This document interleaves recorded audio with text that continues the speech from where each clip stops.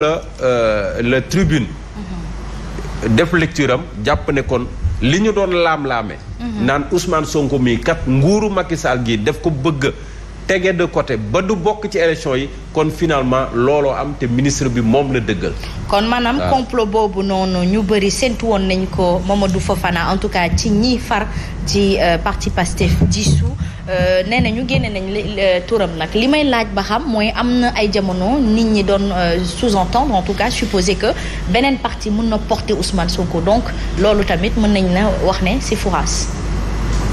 bu fekkee ak li ministre bi nga xamante ne nii moo gàlloo wàllu yoon lu mu wax mooy condamnation ci mbirum Adji Sarr c'est définitif et que dès lors que loolu am na forcément dañ lay jëli li nga xam ne moom mooy liste électorale yi loolu bu amee cela veut dire que Ousmane Sonko en aucun cas mënul nekk fenn candidat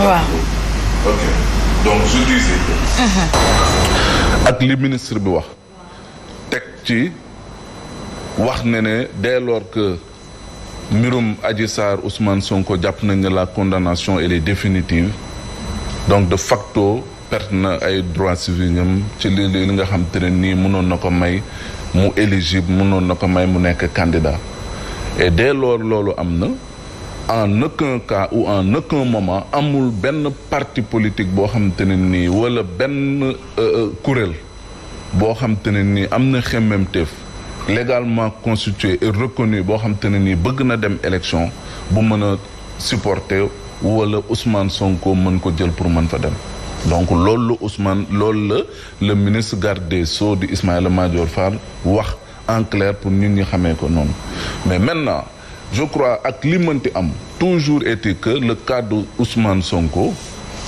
cas d'école laa ko mën a tuddee wala cas la boo xam ne c'est toujours discutable parce que ci li nga xam te ne nii moo jëm ci wàllum yoon ba léegi kaddu yi juboowuñ ci ne lii nga xam te ne nii mooy mbirum Ousmane Sonko lii nañ ci mën a retenir définitivement le ministre garde des Sceaux dans son rôle jàpp na ne Ousmane Sonko dès lors que le moment bu ñu ko mayoon mu mun a constituer prisonnier defu ko donc de facto la condamnation elle est définitive mais en retour ou bien en revanche am na ñoo xamante ne nii surtout les conseils d'Ousmane Sonko et d'autres praticiens si vous voulez du droit jàpp nañ ne dès lors que moom Ousmane Sonko état du Sénégal teg na ko loxo rek contumace bi foofu jeex na waaw foofu noonu kon jubóowuñu ci kaddu mais bu fekkee ne jubóowuñu ci loolu kaddu nga gis benn parti maître nanu tuddati Ismaïla Madior Fall ci boppam taxaw ne mbir mi jàpp leen ne ci lu jëm ci wàllum Adji Sarr ak Ousmane Sonko contumace moom def nañ ci la ca war lépp ba moom la ko ca waroon defu ko ci kon donc perte na ay droits civils et politiques ça pose problème pour ma mën a comprendre tuuti dama jàpp ni moom ci fi mu wax mooy que contumace bi bu fekkee ni dafa war a wér selon délai bi nga xamante ni moom lañ jox Ousmane Sonko buñ ko ci jàppee teg ko loxo ci diggante boobu xëy na loolu mooy annuler li nga xamante ni moom moo di atte boobule mais bu fekkee ni dépassé na délai est-ce que c'est toujours justement valable si toutefois yoon teg ko loxo mu annuler ko. oui mais délai bi lan la. parce que foofu aussi ba léegi problème la. délai bi lan la ñii dañuy jàpp ne buñ ko notifier déjà li nga xam ne moom mooy jugement bi. après. tant de jours war na mën a constituer wu prisonnier pour mën a am ñu rejuger l'affaire. mais à côté d'autres soutiennent que dès lors que moom ci boppam notifier nañ ko ak lu mënti am. mais bu ko état bi tegee loxo. ci diir boobu noonu rek moom ci boppam état bi lu jëm ci wàllum contumace mënatuñ ko fa wax. mais ci diir bi nga xamante ni ci la war a constituer prisonnier am déet. mais parce que problème délai boobu mooy wax ji. parce que ñi nga xam ne ñoo ànd ak état. dañ la naan wuy délai bi kat nangami jour bu ko jëlee toog ci moom ci boppam.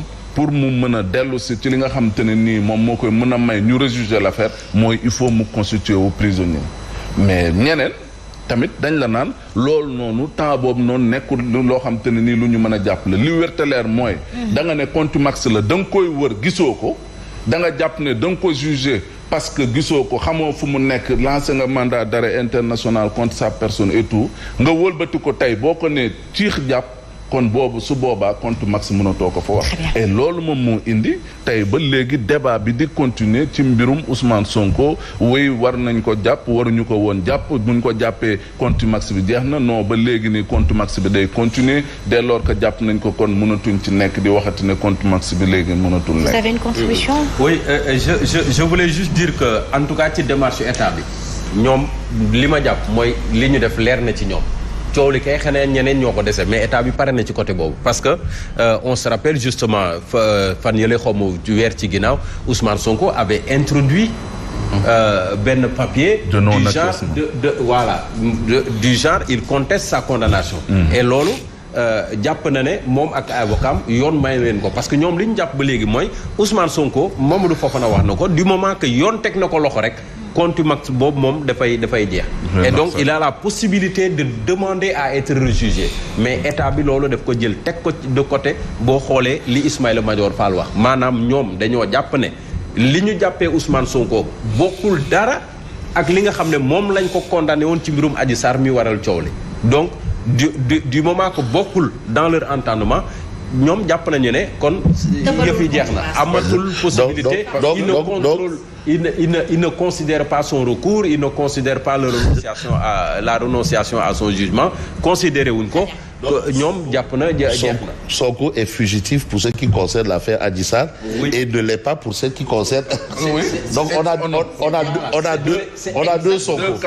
C'est exactement ça. Il est fugitif là-bas et là-bas il n'est pas fugitif. Non, il est c'est exactement ça. C'est la même personne ou c'est deux personnes différentes. Donc dans la tête du gouvernement c'est très clair. Mais tu sais aussi ñeneen ñi kay le camp de Ousmane Sonko ak peut-être ñeneen ñi nga xam ne ñooy observateurs yi ñoom ñoo dese coow li mais coow li jeexagul.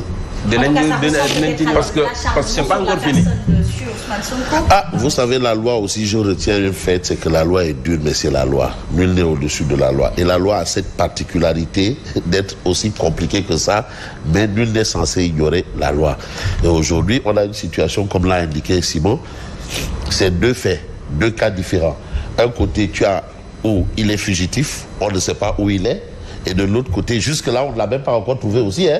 Ouais. Jusque-là, on ne l'a pas encore trouvé. Il devait répondre de voilà, là-bas, on ne l'a même pas encore trouvé. Sur ce point, on ne l'a même pas encore trouvé. On ne sait pas où il est. Mais de l'autre côté, on sait qui il est, on sait où il est, on l'a trouvé, on l'a arrêté. Donc, qu'est-ce qu'il faut? Il faut qu'on le libère là-bas pour qu'il revienne encore pour dire je suis là, ou bien je ne sais pas. C'est assez compliqué, mais Ismaïla Madior Fall, qui n'est pas quand même un pied, excusez-moi, un pied à la matière, je considère probablement que ce qu'il dit, il ne le dit pas, c'est pas des propos à la porte-pièce, mais on retient un fait, c'est la parole de Ismaïla Madior Fall contre celle des avocats du sieur Ousmane Sonko. C'est tout ce que je peux retenir. La suite maintenant, on va voir ce qui va se passer. En tout cas, Bougane, il n'est pas dans le wait, il est dans